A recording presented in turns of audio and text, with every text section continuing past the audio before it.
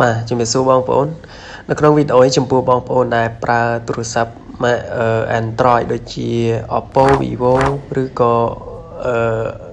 Huawei អីផ្សេងមិនថានិយាយរួមឲ្យតែពពួក Android បាទខុសពី iOS អញ្ចឹងនៅពេលដែលបងប្អូនបើកអ៊ីនធឺណិតឬក៏បើកចូល app អីផ្សេងវានឹងមាន load ពាណិជ្ជកម្មមករំខានបាទចឹងដើម្បីដោះស្រាយបញ្ហានេះបានបងប្អូនអាចមើលនៅវីដេអូបង្ហាញមួយនេះបានបាទនេះដូចជាពាណិជ្ជកម្មចែកបាទ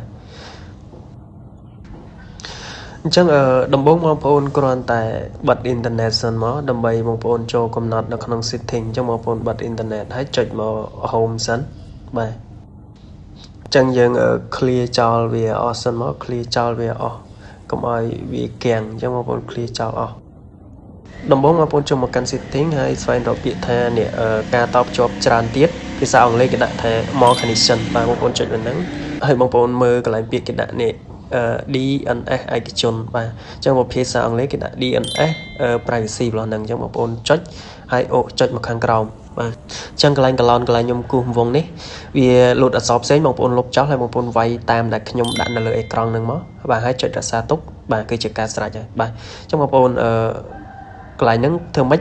វាយឲ្យដូចដែលខ្ញុំប្រាប់ឲ្យចុចរក្សាទុកបន្តមកបងប្អូនចុចមកកាន់ home មកបាទជាការស្រេចហើយបាទអញ្ចឹងវាឡើងមានលោតពាណិជ្ជកម្មញ៉ៃលើទូរស័ព្ទរបស់បងប្អូនទៀតហើយបាទបងប្អូនសាកបើកអ៊ីនធឺណិតហើយចូល YouTube ទៅបាទឡើងមានហើយបាទអញ្ចឹងចំពោះវីដេអូនេះគឺមានតែប៉ុណ្ណឹងអរគុណបងប្អូនសម្រាប់ការទស្សនាជួបគ្នាវីដេអូក្រោយ